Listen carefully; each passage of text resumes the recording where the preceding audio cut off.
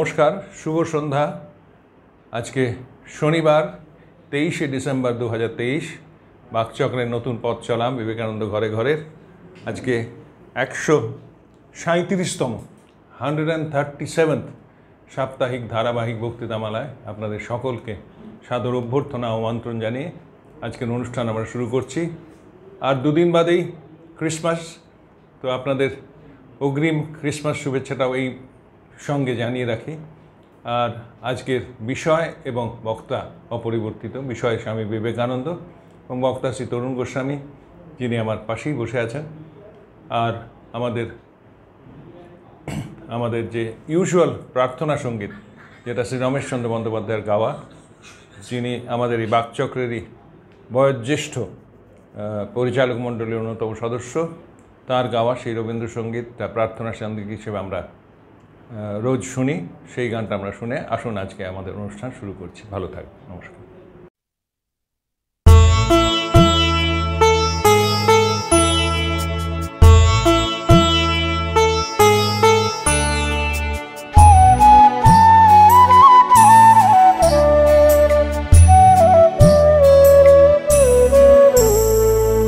তোমারে করিয়াছি জীবনের ধ্রুবতারা, এ সমুদ্রে আরো কবু হব না গো পথহারা।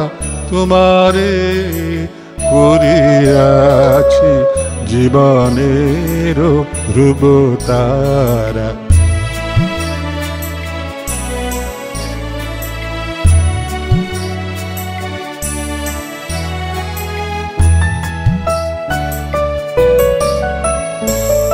যেথায় আমি যাই না গো তুমি প্রকাশিত থাকো, যেথায় আমি যাই না গো তুমি প্রকাশিত থাকো।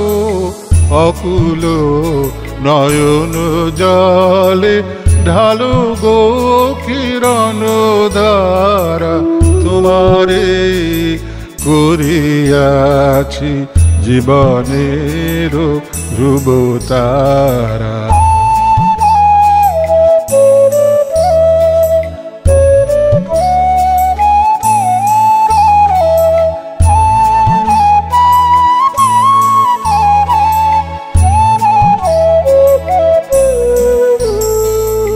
তব মুখ সদা মনে জাগিতেছে সঙ্গপানে, তিলেকো অন্তর হলে নাহিরি কুল কিনারা। তব মুখ সদা মনে জাগিতেছে সঙ্গপানে, তিলেকো অন্তর হলে নাহেরি কুল কিনারা। কখনো বিপথে যদি ভ্রমিতে চায় হৃদি, কখনো বিপথে যদি ভ্রমিতে চায় হৃদি, অমনীয় মুখ হেরি শরমে যে হয় সারা। তোমারে করিয়াছি জীবনের ধ্রুবতারা, এ সমুদ্রে আরো কবু হব না গো পথহারা। তোমারে করিয়াছি জীবনের ধ্রুবতারা।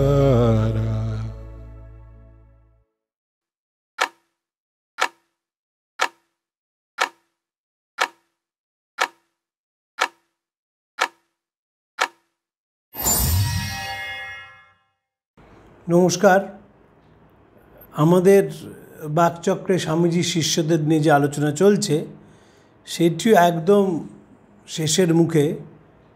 2023 যেমন শেষ হয়ে আসছে, আমাদেরও স্বামীজির শিষ্যদের নিয়ে আলোচনা শেষ হয়ে আসছে।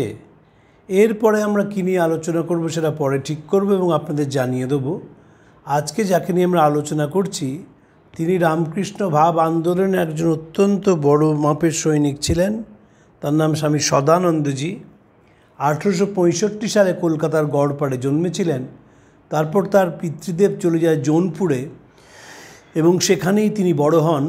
সদানন্দজি বয়সে স্বামীজির থেকে 2 বছরের ছোট ছিলেন এবং স্বামীজির যত শিষ্য এসেছিলেন স্বামীজির কাছে তাদের মধ্যে বয়োজ্যেষ্ঠ ছিলেন স্বামী সদানন্দজি। এবং 1911 সাল যে বছর নিবেদিতা মারা যান, সদানন্দজিও সে বছর মারা যান। বয়স এমন কিছু বেশি হয়নি এবং অসম্ভব কাজের মানুষ ছিলেন। স্বামীজি তাকে অত্যন্ত স্নেহ করতেন। হাতরা স্টেশনের অ্যাসিস্ট্যান্ট স্টেশন মাস্টার ছিলেন শরৎচন্দ্র গুপ্ত। স্বামীজি হাতরাসে পৌঁছেছিলেন এবং শরৎচন্দ্র দেখেন যে স্টেশনে একজন স্বামীজি সন্ন্যাসী বসে আছেন। সন্ন্যাসীটি সদানন্দময়, কিন্তু দেখেই বোঝা যাচ্ছে যে কয়েকদিন খাওয়া জোটেনি।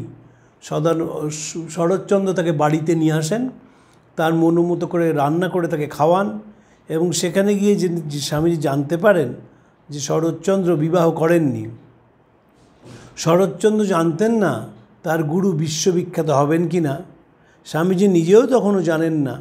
1890 সাল শরৎচন্দ্র ইচ্ছে প্রকাশ করেন স্বামীজির কাছে দীক্ষা এবং সন্ন্যাস নেওয়ার। স্বামীজি বলেন যে অত সুজাত জিনিস নয়। বিদ্যাসুন্দর থেকে তিনি একটি অংশ উদ্ধৃত করেন এবং বলেন যে মুখে ছাই মেখে এসো, না হলে চলে যাও। শরৎচন্দ্র মুখে ছাই মেখে ফেলেন। স্বামীজি বলেন এটা তুমি কি করলে? বলেন স্বামীজি তখন শরৎচন্দ্র গুপ্ত বলেন যে আপনি বলেছেন তাই মাখলাম। স্বামীজিতে খুব প্রীত হন যে শিষ্যের আনুগত্য দেখে। স্বামীজি তাকে সন্ন্যাস পড়ে দেন। তার নাম হয় স্বামী সদানন্দ। স্বামীজি তাকে নিয়ে হিমালয়ের অনেক দিকে ঘুরেছিলেন। 2টি ঘটনার কথা শরৎচন্দ্র সজল নয়নে বলতেন। প্রথম ঘটনাটি হচ্ছে যে শরৎচন্দ্র এবং স্বামীজি চলেছেন হিমালয়ের পথে। হঠাৎ শরৎচন্দ্রের ম্যালেরিয়া হয়, থরথর করে কাঁপতে থাকেন। স্বামীজি তাকে ডিসপেন্সারিতে নিয়ে যাচ্ছেন। এমন অবস্থা হয় যে একসময় তিনি হাঁটতে আর পারেন না। স্বামীজির গায়ে জোর ছিল। শরৎচন্দ্রের শরীরটিকে কাঁধের ওপর ফেলে তিনি চলছিলেন। শরৎচন্দ্র সব ত্যাগ করেছিলেন, কিন্তু একজোড়া আমেরিকান বুট জুতো ত্যাগ করতে পারেননি। স্বামীজি সেই বুট জুতো মাথায় নিয়ে হাঁটতে শুরু করলেন। এর বহু বছর পরে শরৎচন্দ্র সবাইকে বলতেন যে আমি বিবেকানন্দকে খুব ভয় পাই। তিনি বাগ্মী, বক্তা, তিনি ইতিহাস রচয়িতা, কিন্তু আমি সেই নরেন দত্তকে চিনি যিনি আমার জুতো মাথায় করে 2 ক্রোশ পথ হেঁটে গিয়েছিলেন। আবার একবার শরৎচন্দ্র খুব অসুস্থ হয়ে পড়েন। স্বামীজি একটি ঘোড়া জোগাড় করেন এবং ঘোড়া একটি খরস্রোতা নদী পার হতে হবে। নদীটির জল টলটল করছে, একেবারে নদীর তলাটি দেখা যায়, কিন্তু এত পিচ্ছিল যে 19-20 হয়ে গেলে পড়ে যাওয়ার সম্ভাবনা প্রবল। স্বামীজি সদানন্দকে ঘোড়ায় বসিয়ে নিজেই ঘোড়ার জিন ধরে টেনে নিয়ে যেতে শুরু করেন। সদানন্দ বলেছে আমার প্রত্যেক মুহূর্তে মনে হচ্ছিল যে স্বামী যদি পিছলে পড়ে যান তাহলে কি ভয়ঙ্কর অবস্থা হবে। কিন্তু স্বামীজির শিষ্যের প্রতি এতই ভালোবাসা যে তিনি সেই অবস্থা তাকে নিয়ে গিয়ে ওপারে যে ডাঙা রয়েছে সেখানে তিনি তোলেন। স্বামীজি সদানন্দকে বলেন যে যদি সন্ন্যাস গ্রহণ করতে হয় তাহলে ভিক্ষা করে একদিন খাওয়াতে হবে। সদানন্দ কুলি কোয়ার্টারে চলে যান। একজন অ্যাসিস্ট্যান্ট হেড স্টেশন মাস্টার, তিনি কুলিদের কাছে গিয়ে ভিক্ষা করছেন, এটি কিন্তু বড় সোজা জিনিস নয়। এখন যারা রামকৃষ্ণ মিশনে ভিক্ষা করেন, যখন তারা ব্রহ্মচারী থেকে সন্ন্যাসী হন, মোটামুটি বাড়িঘর ফিক্স থাকে, এলাকাটা ফিক্স থাকে, তারা সেখানে যান। কোনো বাড়ি থেকে তারা ভিক্ষা পান, কোনো বাড়ি থেকে পান না, কিন্তু এলাকাটা মোটামুটি ফিক্সড। কিন্তু হিমালয়েতে সেই যুগে কুলিদের কাছ থেকে ভিক্ষা নিয়ে সেই ভিক্ষা তিনি তার গুরুদেবকে খাইয়েছিলেন। একবার স্বামীজি সদানন্দকে খিচুড়ি রাঁধতে বলেন এবং তারপর অনেকখানি এগিয়ে যান। বলেন যে আমি বাধা পড়ে যাচ্ছি।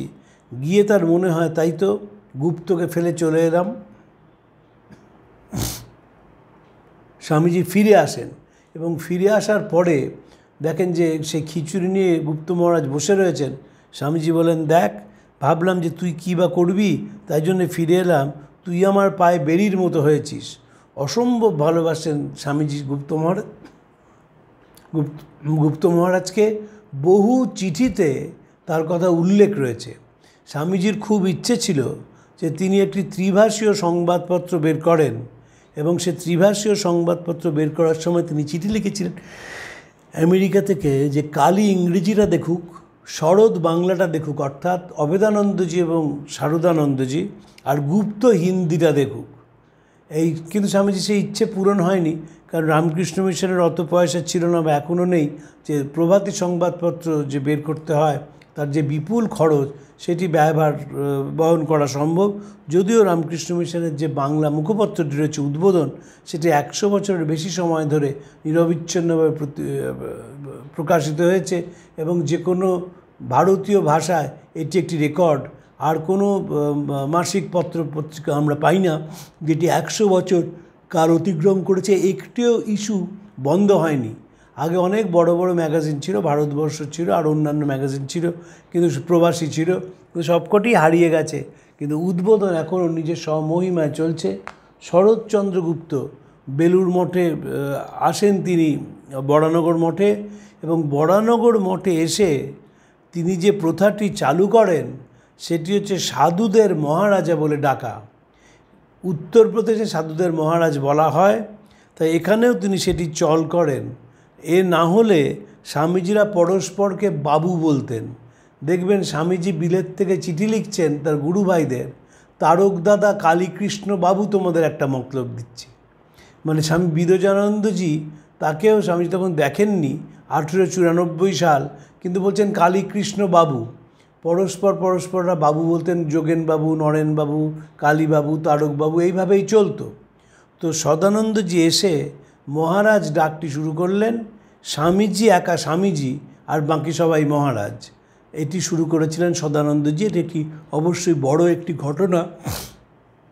দ্বিতীয়ত, সদানন্দজি অসম্ভব ডাকাবুকো মানুষ ছিলেন। তিনি মারা যাওয়ার পরে প্রবুদ্ধ ভারত লিখেছিল যে 3টি শব্দ দিয়ে তার জীবন বোঝানো যায়: সিনসিয়ারিটি, সুইটনেস অ্যান্ড ম্যানলিনেস। তিনি অত্যন্ত সিনসিয়ার ছিলেন, অত্যন্ত সুমধুর ব্যবহারের অধিকারী ছিলেন, এবং ম্যানলিনেসের অসম্ভব তার আত্মবিশ্বাস ছিল, এবং তিনি অসম্ভব কাজ করতে পারতেন। মনে রাখতে হবে 1899 সালে যখন উত্তর কলকাতার প্লেগ হয়, সেই প্লেগের যে দল স্বামীজি করেছিলেন সেই দল কিন্তু নেতৃত্ব দিচ্ছেন সদানন্দজি, নিবেদিতা সম্পাদিকা, শিবানন্দজি, নিত্যানন্দজি, এরা হচ্ছেন অ্যাসিস্ট্যান্ট, আর নেতৃত্ব দিচ্ছেন স্বামী সদানন্দ। উত্তর কলকাতায় সেই প্লেগের সময় তিনি অপরিসীম কাজ করেছিলেন। রাধা গোবিন্দ করের বিখ্যাত বর্ণনা আছে। একদিন বিকেল গড়িয়ে সন্ধে হচ্ছে, রাধা গোবিন্দ কর কল থেকে বাড়ি ফিরছেন, দেখেন যে একটি রোয়াকের ওপরে নিবেদিতা এবং সদানন্দজি বসে আছেন। তখন রাধা গোবিন্দ কর জিজ্ঞেস করেন নিবেদিতাকে যে তোমার দুপুরের মধ্যাহ্নভোজন হয়েছে? নিবেদিতা উত্তরে বলেন যে এখনও হয়নি, এই বেলুড় মঠে রিপোর্টটা পাঠিয়েই আমি মধ্যাহ্নভোজন করতে যাব।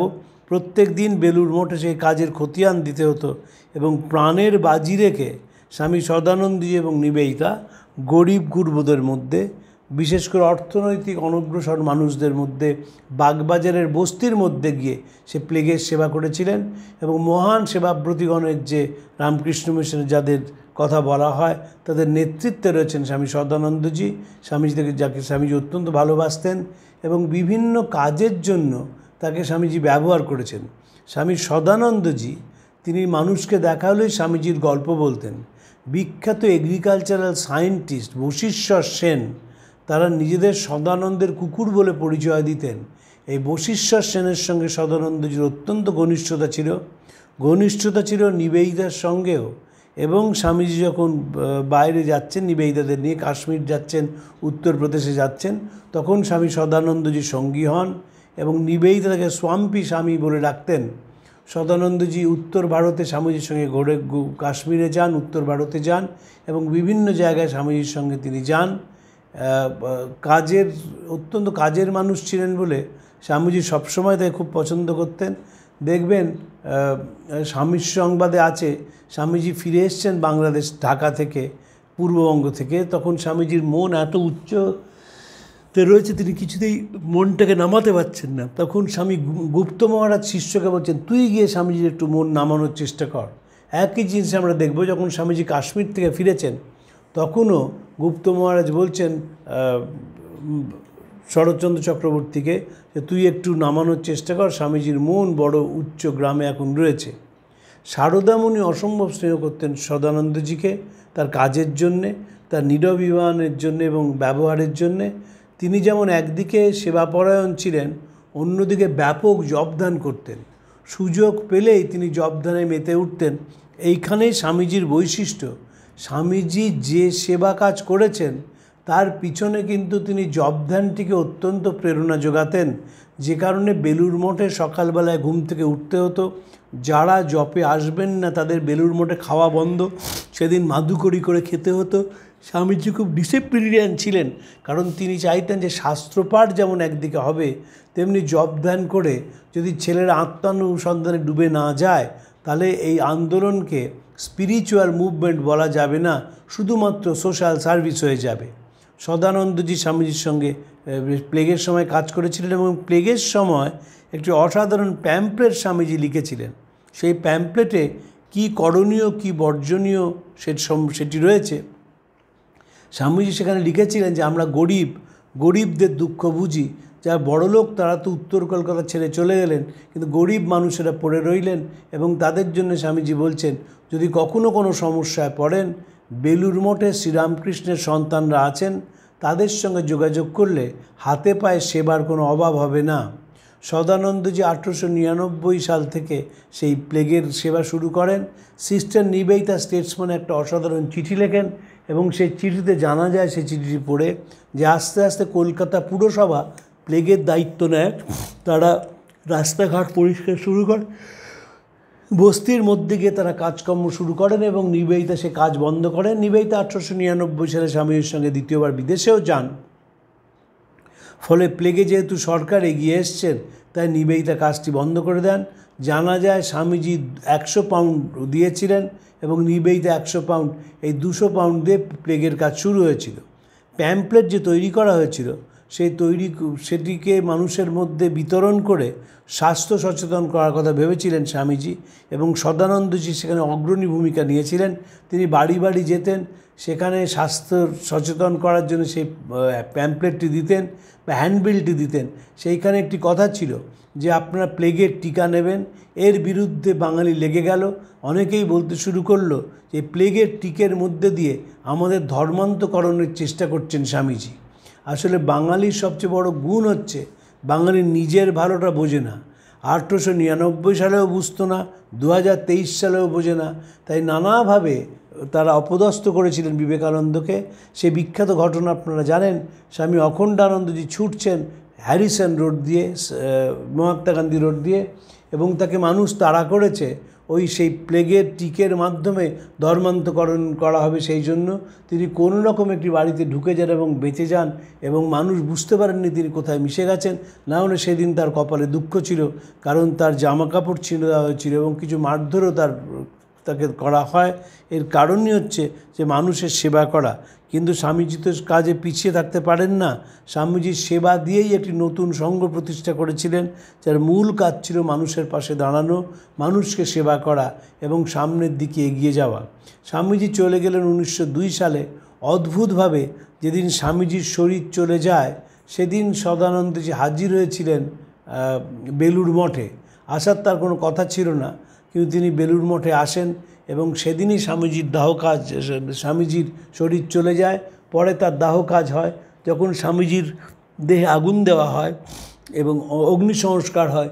দূর থেকে স্বামী সদানন্দজি দেখছিলেন এবং তার নানা রকম স্মৃতি মনে পড়ে যাচ্ছিল, যে স্বামীজির ভালোবাসা, স্বামীজি কতখানি স্নেহ তাকে করতেন। নরেন্দ্রনাথ ভট্টাচার্য, মানবেন্দ্রনাথ রায়, তার একটি স্মৃতিকথা আছে। সেখানে তিনি বলছেন একদিন দুপুর বিকেল গড়িয়ে যাচ্ছে, কয়েকজন বন্ধুকে নিয়ে তারা বেলুর মঠে গেছেন। স্বামীজি সদানন্দজিকে বললেন, শোন, এরা কলকাতার পড়ুয়া ছেলে, এরা এসেছে, কিছু খাওয়া হয়নি, মুখগুলো দেখ কীরকম শুকনো, তাড়াতাড়ি পাঁঠার মাংস আর খিচুড়ির ব্যবস্থা কর, আর সাথে আমাকেও একটু দিস। এই যে স্বামী সদানন্দের প্রতি স্বামীজির ভালোবাসা আমরা বারবার দেখব। বহু চিঠিতে তিনি লিখছেন, গুপ্ত কেমন আছে, গুপ্ত কী কাজ করছে তিনি সে বিষয়ে বিদেশ থেকে বারবার খবর নিয়েছেন। স্বামীজির দেহত্যাগের পর 1903 সালে সদানন্দজি জাপান যান। স্বামীজির খুব ইচ্ছে ছিল জাপান যাওয়ার। ওকাকুরা এসেছিলেন এবং স্বামীজিকে আমন্ত্রণ জানান, কিন্তু শরীরটি স্বামীজির এমন ভেঙে গিয়েছিল স্বামীজির পক্ষে আর জাপানে যাওয়া সম্ভব ছিল না। সদানন্দজিকে পাঠানো হয় কারিগরি এবং প্রযুক্তির কাজ শিখে আসার জন্যে। সদানন্দজি আরেকটি কাজ করেছিলেন যেটি স্বামীজির আর অন্য কোনো চেলা করেননি। এই কাজটির জন্যই তার বিশেষ অবদান রয়েছে রামকৃষ্ণ আন্দোলনে। তিনি বিভিন্ন জায়গায় বিবেকানন্দ স্টাডি সার্কেল খুলেছিলেন। মনে রাখতে হবে, এখন যেমন আমরা ব্যাপকভাবে স্বামীজি পড়ি, 1903, 4, 5, 6, 7 এই সময় কেউ স্বামীজির কথা পড়তো না, কারণ পড়ানোও হতো না, পড়তোও না, এবং স্বামীজি কী ছিলেন সাধারণ মানুষের কোনো ধারণাই ছিল না। ওই শিকাগোয় বক্তৃতা দিয়েছেন এইটুকুনি তারা জানতো, কিন্তু ভেতরে স্বামীজি কী করেছেন, ভারতবর্ষে কীভাবে তুলে ধরেছেন, কীভাবে সেবা কাজের জন্য একটি নতুন সংঘ তৈরি করেছেন, সাধারণ মানুষের সে বিষয়ে কোনো ধারণাই ছিল না। তাই স্বামী সদানন্দজি সেখানে আস্তে আস্তে স্টাডি সার্কেল শুরু করেন এবং স্টাডি সার্কেলের মাধ্যমে বিবেকানন্দের কী জীবন দর্শন সেটি মানুষের কাছে তুলে ধরেন, বিশেষ করে যুব সমাজের কাছে। বহু যুবকেরা তার কাছে ভিড় করতেন বাগবাজারে তিনি যখন থাকেন, এবং তিনি তাদের স্বামীজির নানা উপদেশ দিতেন, তাদের অনুপ্রাণিত করতেন, কাজে উদ্বুদ্ধ করতেন, এবং নিজের শরীরটি অত্যন্ত শক্তপোক্ত হওয়ার জন্য তিনি বারবার তাদের অনুপ্রাণিত করেছেন যাতে তারা ভালো সন্ন্যাসী তৈরি হয় বা ভালো কর্মী তৈরি হয়। সদানন্দজি নিজের জায়গায় ফিরে গিয়েছিলেন হাতরাসে, সেখানে তার বাবা মা তারা ছিলেন। ওর বড় ভাইও সন্ন্যাসী হয়ে যায়, ছোট ভাইও সন্ন্যাসী হয়ে যায়, কিন্তু বাবা মা তাতে কোনো বাধা দেননি। কিছুদিন পরে তিনি আবার বেলুড় মঠে ফিরে আসেন এবং তিনি দিন কাটাতে থাকেন। স্বামী সদানন্দজি বশিষ্ঠর সেনের কথা বলছিলাম। তিনি একজন বিরাট এগ্রিকালচারাল সায়েন্টিস্ট ছিলেন। দীর্ঘদিন তার জীবন। গাট্রাউড সেনকে বিয়ে করেছিলেন এবং আলমোড়াতে তার এগ্রিকালচার রিসার্চ ইনস্টিটিউট রয়েছে। বশিষ্ঠর সেনকে দেখেই মণিশঙ্কর মুখার্জি তার নিবেদিতা রিসার্চ ল্যাবরেটরিটি লেখেন, এবং পরে বশিষ্ঠর সেনকে নিয়ে গত বছর পূজা সংখ্যায় তিনি একটি বড় লেখা লেখেন। বশিষ্ঠর সেনের কথা বলতে গেলে সদানন্দজির কথা না বলে বশিষ্ঠর সেনের জীবনীটি অসম্পূর্ণ থেকে যায়। বাগবাজারে গুটি কয়েক ছেলে তাকে ঘিরে একটি সংঘ তৈরি করেছিল যাদের মূল কাজ ছিল মানুষের সেবা করা।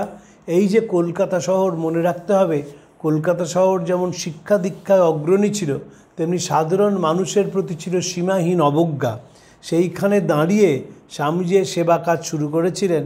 যারা সেই সেবা কাজটিকে সামনের দিকে টেনে নিয়ে যান অবশ্যই সদানন্দজি তার একজন, এবং তিনি প্রত্যেক জায়গাতেই যেখানে গেছেন সেখানে স্বামীজির কথা প্রচার করেছেন। রামকৃষ্ণ সংঘের সন্ন্যাসীরাও তাকে অত্যন্ত স্নেহ করতেন, কারণ স্বামীজি তাকে এত স্নেহ করতেন বলে, এবং গুপ্ত বলেই সবাই ডাকতেন, গুপ্ত মহারাজ। তিনি যে খুব একটা সকলের সামনে পুজো অর্চনা করতেন তা না, কিন্তু মাঝে মাঝেই তিনি বাইরে গিয়ে জপ ধ্যানে রত হতেন। ঠাকুরের সে বিখ্যাত কথা যে সংসার থেকে চলে যেতে হয় এবং সেইখানে গিয়ে দই পাতার মতন করে যদি মনটাকে তৈরি করা যায় তাহলে সে মন আর ভেসে যায় না, সে মাখনের মতো ভাসতে থাকে। এবং তাই তিনি ঠাকুর বারবার নির্জন বাসের কথা বলেছেন এবং জপ ধ্যান করে আত্মানুসন্ধানের কথা বলেছেন। স্বামীজির শরীর চলে যায় 1902 সালে। 1904-05 নিবেদিতার সঙ্গে ওতপ্রোতভাবে যোগাযোগ ছিল সদানন্দজির, যোগাযোগ ছিল বিপ্লবীদের সঙ্গে, এবং যখন নিবেদিতা বাইরে চলে যান তিনি সকলের অলক্ষ্যে সেই বিপ্লবীদের অনুপ্রাণিত করতে শুরু করেন। সারদা মা সদানন্দজিকে অত্যন্ত স্নেহ করতেন। সদানন্দজি গিয়েছিলেন জয়রামবাটি কামারপুকুরে, সেখানে তিনি মাতৃ সান্নিধ্য পেয়েছেন, মাতৃ স্নেহ পেয়েছেন এবং অসম্ভব ভালোবাসতেন সদানন্দজি। তার মন খারাপ হলে তিনি মাকে চিঠি লেখেন এবং মা তার উত্তরে বলেন যে গুপ্ত, তোমার কোনো চিন্তা নেই, তুমি সবসময় আনন্দে থাকবে। যখন জীবনের একবারে শেষ প্রান্ত তখন সদানন্দজি অসুস্থ হয়ে পড়েন। রামকৃষ্ণ মিশনে বহু সন্ন্যাসী কম বয়সে মারা গেছেন। স্বামী বিমলানন্দজি মারা গেছেন, স্বামী স্বরূপানন্দজি মারা গেছেন, স্বামী নিরঞ্জনানন্দজি মারা গেছেন, স্বামী যোগানন্দজি মারা গেছেন, স্বামীজি নিজে মারা গেছেন।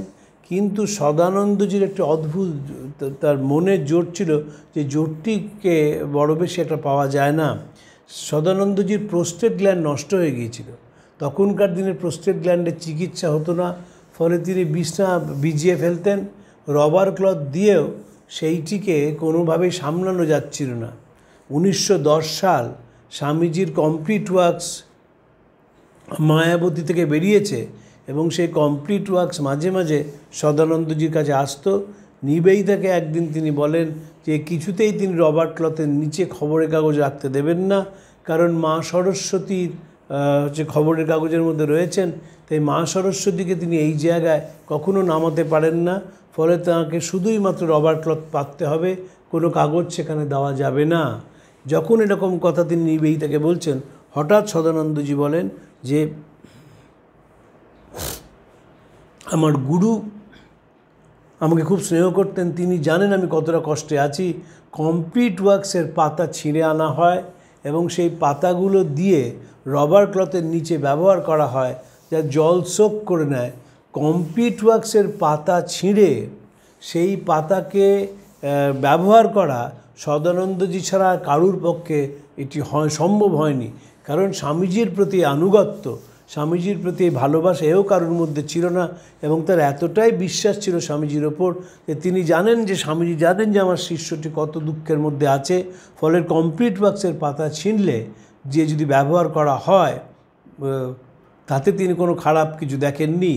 সদানন্দজিকে স্বামীজি প্রায়ই বলতেন, দেখ আমার যারা চেলা তারা যদি নরকেও যায়, আমি তাদের গিয়ে টেনে তুলব। আর এটি যদি না হয় তাহলে মনে রাখবি রামকৃষ্ণ সব মিথ্যে। এই যে শিষ্যের প্রতি ভালোবাসা, যে যেখানেই শিষ্য চলে যাক, সে যদি নরকেও চলে যায় তাহলে তাকে টেনে আমি তুলব। আর যদি সেটা সত্যি না হয় তাহলে শ্রীরামকৃষ্ণ এবং অন্য কিছু সব মিথ্যে। শিষ্য শরৎচন্দ্র চক্রবর্তী, তাকেও স্বামীজি বলেছিলেন যখন খাদ্যাভ্যাস নিয়ে কথা হচ্ছে, বললেন তোরা ওপার বাংলার লোক, খুব ভালো করে মাছ খাবি, কচ্ছপ খাবি বাবা, যা পাপ লাগে আমার। এই যে শিষ্যদের প্রতি ভালোবাসা, এই যে শিষ্যদের প্রতি স্বামীজির যে টান এবং শিষ্যদেরও স্বামীজির প্রতি যে শ্রদ্ধা, এটি দেখবার মতন। এইখানে একটা কথা মনে রাখা খুব প্রয়োজন, এরা কিন্তু কেউই স্বামীজিকে খুব একটা কাছ থেকে দেখেননি। সদানন্দজি দেখেছিলেন 1890 সালে, কিন্তু তারপরেই স্বামীজি বিদেশে চলে যান। শিকাগোয় বিখ্যাত হন 1893 সালে, ফিরে আসেন 1897 সালে, তারপর আবার দ্বিতীয়বার বিদেশে যান 1899 সালে। মাঝখানে সদানন্দজি স্বামীজির সঙ্গে গিয়েছিলেন কাশ্মীর প্রভৃতি জায়গায়, এবং 1902 সালে স্বামীজির শরীর চলে যায়। কিন্তু স্বামীজি যখন ছিলেন না শরীরে, তিনি যেভাবে প্রেরণা জুগিয়েছেন তার শিষ্যদের, সেটি দেখবার মতন। স্বামীজি নিজের চিঠি সম্বন্ধে বলছেন, arise awake onward, I will tell you this, that whoever reads this letter will imbibe my spirit, have faith onward. আমার চিঠি যে পড়বে আমার সে শক্তি পাবে। সদানন্দজিরা সকলেই স্বামীজির শক্তিতে বলিয়ান ছিলেন। যখন তিনি মাথা আর তুলতে পাচ্ছেন না, সারদামণি তার সঙ্গে দেখা করতে এসছেন বাগবাজারে, একটি ভাড়া বাড়িতে তিনি আছেন। তখন তিনি মাকে বলেন যে আপনি পা দিয়ে আমার মাথায় পাটি ঠেকান, কারণ আমি উঠে আর প্রণাম করতে পারবো না। সারদামণি প্রথমে তার অস্বীকার করলেও পরে সদানন্দজির তীব্র অনুরোধের জন্য তাকে করতে হয়েছিল। রামকৃষ্ণ মিশনের ইতিহাসে এটিও কিন্তু একটি বিরলতম ঘটনা যে মা সারদা তার কপালে পা রেখে আশীর্বাদ করছেন, কারণ তিনি তখন উঠবার মতো অবস্থায় নেই। কতখানি ভালোবাসলে মার পক্ষে এটি করা সম্ভব আমরা বুঝতে পারি। হয়তো বইয়ের পাতায় মাত্র 2-3 লাইন রয়েছে, কিন্তু এই 2-3 লাইনেই বোঝা যায় যে স্বামীজির শিষ্যদের সারদামণি কীরকম ভালোবাসতেন। শুধু সদানন্দজি না, অন্য সকলকে তিনি বারবার তাদের খবর নিয়েছেন বিমলানন্দজি কেমন আছেন, খবর নিয়েছেন স্বরূপানন্দজি কেমন আছেন, খবর নিয়েছেন আত্মানন্দজি কেমন আছেন। এবং যখনই তিনি চিঠিতে লিখতেন তখন সকলের কথা তিনি জিজ্ঞেস করতেন, এবং গুপ্ত মহারাজের কথা তো জিজ্ঞেস করতেনই। কলকাতায় একটি বাড়িতে মা সারদা এসছেন, সেই বাড়ির যিনি মালিক তিনি বছর 2 আগে মারা গেছেন। সেই বাড়িতে এসে বলেন তার ছেলেকে, বাবা এই বাড়িটার ভালো করে সংরক্ষণ করো, দেখো গুপ্ত এখানে এসেছিল। আমি এখানে এসেছি, তবে তাই বাড়িটা সংরক্ষণ দরকার। গুপ্ত এখানে এসেছিল, মানে কতখানি শ্রদ্ধা মার থাকলে বা কতখানি স্নেহ থাকলে বলা যায় যে যেহেতু গুপ্ত এখানে এসেছিল তাই বাড়িটা তোমরা সংরক্ষণ করে রেখো। এবং সংরক্ষণ করে তারা রেখেছিলেন। গুপ্ত মহারাজ সেখানে প্রায় যেতেন এবং গুপ্ত মহারাজ যেখানেই যেতেন সেখানে একটি আনন্দের হাট বসত। প্রথম তার খুব অসুবিধা হয়েছিল, যেহেতু তিনি জোনপুরে বড় হয়েছিলেন, তিনি বাংলা ভাষায় কথা বলতে পারতেন না, কিন্তু পরের দিকে তিনি আস্তে আস্তে বাংলা রপ্ত করে ফেলেছিলেন। নিবেদিতাকেও তিনি অনেকটা বাংলা শিখিয়েছিলেন, স্বরূপানন্দ শুরু করেছিলেন, কিন্তু গুপ্ত মহারাজ সেটিকে অনেকটা শেখান। এবং স্বামীজি তার সঙ্গে এতটাই বন্ধুত্বের সম্পর্ক ছিল, বয়সে তো স্বামীজি থেকে মাত্র 2 বছরের ছোট। গুপ্ত মহারাজ একদিন স্বামীজি খাবেন না, খুব রেগে রয়েছেন, মঠের কারুর স্বামীজির সামনে যাবার ক্ষমতা নেই। স্বামী ব্রহ্মানন্দজি, স্বামী শিবানন্দজি, স্বামী প্রেমানন্দজি তারা গুপ্ত মহারাজকে বলছেন তুই যা, আমাদের স্বামীজির সামনে যাওয়ার আজকে ক্ষমতা নেই, কারণ স্বামীজি ভীষণ রেগে আছেন। স্বামীজি গুপ্ত মহারাজ গিয়ে বলছে স্বামীজি আপনি খাদ্য গ্রহণ করুন। স্বামীজি বললেন কিছুতেই খাবো না। গুপ্ত মহারাজ বললেন কি আছে, তুমবি মিলিটারি হামবি মিলিটারি, খেতে হবে না তোমার। এই যে গুরুর সঙ্গে তার সম্পর্ক, ভালোবাসার সম্পর্ক, স্বামীজি রামকৃষ্ণ মিশন যে তৈরি করেন তার মূলে ছিল ভালোবাসা।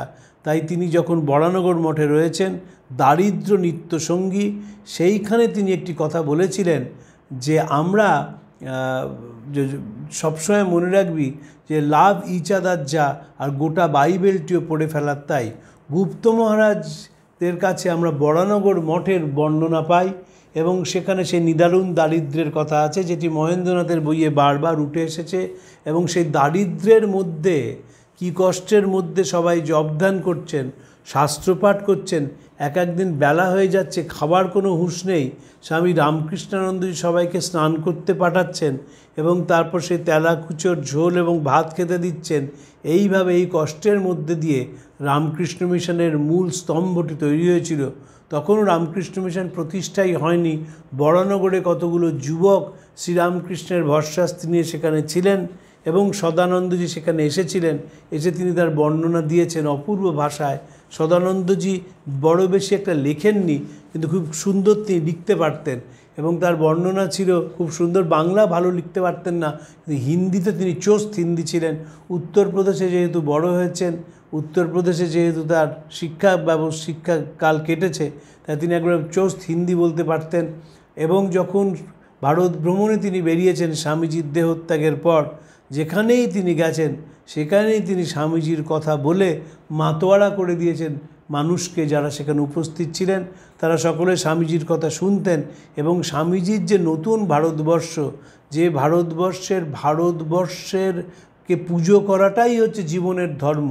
স্বামীজি বলেছিলেন আগামী 50 বছর দেশমাতা তোমার একমাত্র দেবী হন, অন্য সব অকেজ দেবতা এখন ফেলে রাখলেও চলবে, সব দেবতা ঘুমাচ্ছেন, জেগে আছেন তোমার স্বদেশ, তার চোখ এবং কান সর্বত্র বিস্তৃত। এই যে স্বামীজির কনসেপ্ট অফ ইন্ডিয়া, যে ভারতবর্ষকেই পুজো করা, ভারতবর্ষকেই মা হিসেবে গ্রহণ করা এবং তার যে মানুষ রয়েছে সেই মানুষকে সেবা করে কৃতার্থ এবং ধন্য হওয়া, সদানন্দজি তার একটি জ্বলন্ত উদাহরণ। তিনি রামকৃষ্ণ সঙ্ঘে প্রথম এসেছিলেন ঠাকুরের দেহত্যাগের পর। তিনি প্রথম মানুষ যিনি রামকৃষ্ণের সঙ্গে আসতে শুরু করেন এবং স্বামীজির অত্যন্ত আপনারজন হয়ে যান। স্বামীজি তাকে কেমন ভালোবাসতেন একটি ঘটনার কথা বলে শেষ করি। স্বামীজি যখন প্রথমবার পাশ্চাত্য থেকে মাদ্রাজে এসে পৌঁছন, তখন বিভিন্ন জায়গায় তোরণ তৈরি করা হয়। ঘোড়ার গাড়িটিকে অত্যন্ত সুসজ্জিত অবস্থায় সেই ঘোড়ার গাড়িতে স্বামীজি যাচ্ছেন। হঠাৎ দেখেন ভিড়ের মধ্যে গুপ্ত মহারাজ দাঁড়িয়ে আছেন। স্বামীর সঙ্গে সঙ্গে গুপ্ত আয় বাবা এখানে বস বলে তাকে ডেকে নেন এবং তার ঘোড়ার গাড়িতে পাশে বসিয়ে সেই শহর তিনি পরিক্রমা করেন। গুপ্ত মহারাজের শেষ দিন অবধি এই স্মৃতিটি মনে জাগুরক ছিল। স্বামীজি সব সময় বলতেন তিনি আমাকে যেভাবে ভালোবাসেন, আমি যেমন তোদের ভালোবাসি, তোরাও মানুষকে ঠিক সেইভাবেই ভালোবাসবি।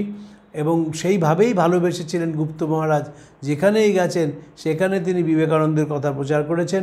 শরীর সম্বন্ধে এতটাই উদাসীন ছিলেন, যখন তার কঠিন রোগ হয়েছে তখনও তিনি স্বামীজির ধ্যান করে যাচ্ছেন। এবং যেদিন দেহত্যাগ করেন 1911 সালে, সেই দিন আমরা দেখব সকাল থেকে তিনি বলছেন, স্বামীজি এসছেন, তোরা চেয়ার নিয়ে আয়, স্বামীজিকে বসতে দে। এই জপ করতে করতে তিনি আস্তে আস্তে শ্রীরামকৃষ্ণ লোকে চলে যান। সারদা মাকে বলেছিলেন, মা তোমার আশীর্বাদে 26 বছর সঙ্গজীবন কাটালাম, এখন মনে হচ্ছে এই জীবন শেষ, এই খেলা শেষ হয়ে এলো, এই জানি না এরপরে কোথায় যাব বা কী হবে।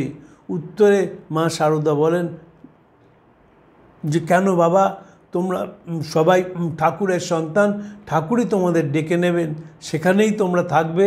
এবং সেটি গুপ্ত মহারাজের জীবনে সত্যি হয়েছিল। বশিষ্ঠর সেন, যিনি গুপ্ত মহারাজের শরীর চলে যাওয়ার সময় পাশে থাকেন, তিনি বলছেন যে শরীরের অত কষ্ট, অত গ্লানি, কিন্তু যখন মৃত্যুর সময় উপস্থিত হয়েছে তার সব গ্লানি চলে গেছে। তিনি যেন বিবেকানন্দের আলোয় স্নান করছেন, সমগ্র দেহ দিয়ে জ্যোতি বেরোচ্ছে, শরীরে যে কোনো গ্লানি রয়েছে, কোনো ক্লান্তি রয়েছে সেটি নেই। হাসতে হাসতে স্বামী সদানন্দজি চলে গেলেন। বয়স হয়েছিল মাত্র 46 বছর। এবং পরে প্রবুদ্ধ ভারত লিখেছিল যে তার জীবন যদি বোঝাতে হয় 3টি শব্দই যথেষ্ট, সিনসিয়ারিটি, লাভ অ্যান্ড ম্যানলিনেস। এই 3টি সমাহারে তৈরি হয়েছিলেন শরৎচন্দ্র গুপ্ত, স্বামীজির প্রথম সন্ন্যাসী শিষ্য। আমরা স্বামীজির শেষ সন্ন্যাসী শিষ্যকে নিয়ে আলোচনা করেছি। স্বামী পরমানন্দজি ছিলেন শেষের আগের সন্ন্যাসী শিষ্য, স্বামী অচলানন্দজি ছিলেন স্বামীজির শেষ শিষ্য। স্বামীজির প্রথম যে শিষ্য ছিলেন সন্ন্যাসী শিষ্য, তাকে নিয়ে আজকে আলোচনা করলাম। পরের দিন আমরা আমাদের এই যে পর্যায়, এই পর্যায়টি ইতি টানব স্বামী বিরজানন্দজিকে নিয়ে আলোচনা করে। আপনাদের নমস্কার জানিয়ে আজকের বক্তব্য শেষ করছি। প্রাণারাম প্রাণারাম প্রাণা